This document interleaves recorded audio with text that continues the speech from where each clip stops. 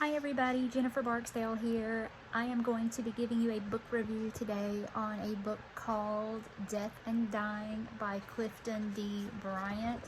This is the book cover. I read it online, so I don't have the actual hard copy of the book. It was published in 2003 by Sage Publications.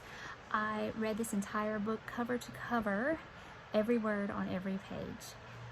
This book, I've read similar in the past, and it was an interesting book to read. It was very informative. It talks about the cultural context of dying, the social context, death and social controversy, and the dying process itself. When I first started this book, I was thinking maybe I should have picked something else. Talking about death to elementary students, probably not a good idea, but it kind of is a good idea. Most of our students at some point will have a person close to them that has passed away, and maybe they don't know how to talk about it, but maybe they can write about it, or maybe they can talk about it and not write about it, or maybe they just don't want to express any of those feelings. But as educators, if we can have some empathy for others during those hard times, because we know what it's like. I'm sure every one of us has experienced a loss of someone close to us, or even a pet.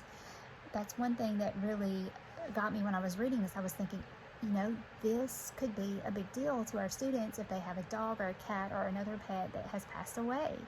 And maybe this would help them to talk about it and remember their pet in a loving way, and it would help them. So I did a lesson plan for 6th grade based on this type of lesson, and I really wanted to talk about how we all deal with grief differently, and it's okay to feel different ways. There's no right or wrong when it comes to grieving. And some of the questions that came to mind that I wanted to ask my students, and I'm going to look at my lesson plan for a moment. Have you ever lost a loved one, a family member, a friend, a pet? And what are your thoughts on death and dying? And as they go through the lesson, they will have many opportunities in small groups to talk. We all see movies and watch TV shows and things that talk about death. I mean, even The Sixth Sense, that just came to mind, just thinking about that particular movie. And, yes, I see dead people, that phrase.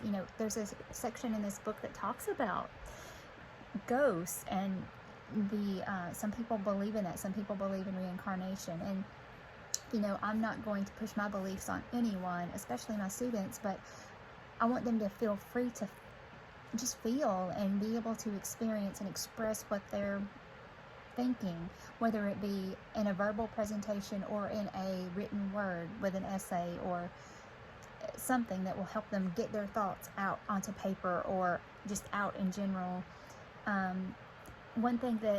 Another thing that I thought that would impact 6th graders would be celebrities. There are so many celebrities that pass away each year, and it could be a musician, it could be an actor or actress, or just some celebrity that they may have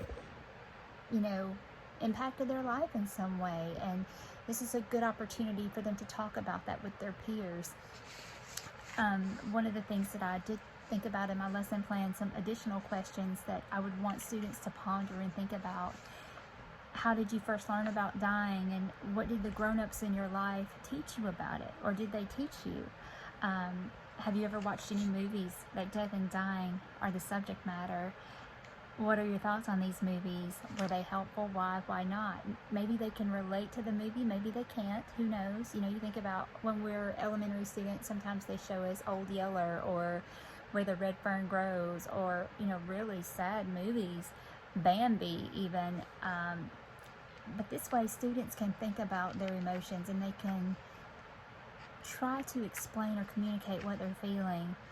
Students will decide if they will write a letter to a loved one. They don't have to read it, but it might give them a chance to get some of those feelings out as well. And it could be they could even write a letter to their pet. But getting back to the book and the book review itself, I really think that this lesson plan would be a great fit. And the book gave me so many wonderful ideas to incorporate into my lesson plan.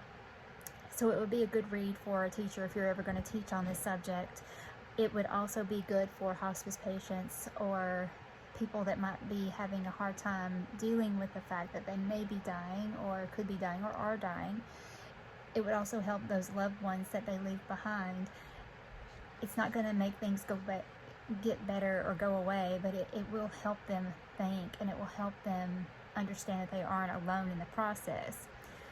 The book does talk about the spiritual part of dying itself, and how people do believe in the reincarnation and ghosts, and how ghosts walk among us. And the book does delve into some symbolic immortality as well as social theory.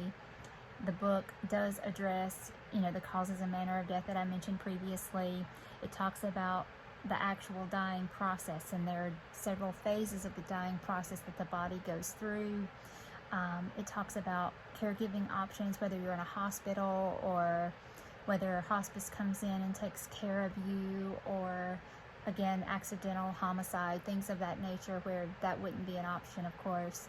But it does talk about the end-of-life process. So this book is a very good, informative book for any of these situations, and I would recommend a good, if you're going to read about it, I would recommend this book. I think this lesson could be taught because, death is a part of life for those that believe that it is, and to me that's why it's important that we teach our kids, just live and be happy as much as you can. Live your life to the fullest. For me personally, I know that my life isn't promised another day, so I want to live the best that I can. And, I want my students to see me as a happy person, and I want them to have a memory of me that I'm a good teacher, I was good to them, and they felt safe and loved in my classroom, and that, no matter where they go in life, they may have that good memory. So even in death, they will have their memories. And this book definitely gets you to thinking about that. I'm getting a little bit emotional thinking about it myself, because it gave me the opportunity to think about people and a pet that I had that I just, I really miss. And but it gave me some good memories to look back on. So I'm very grateful for that. Again, I would recommend this book if you're interested in the death and dying process, or if you know someone that is and you just kind of want to brush up on those topics for any reason, whatever reason, or maybe you're interested in true crime or whatever. But I would recommend the book, and I hope you've enjoyed this book review. Thank you.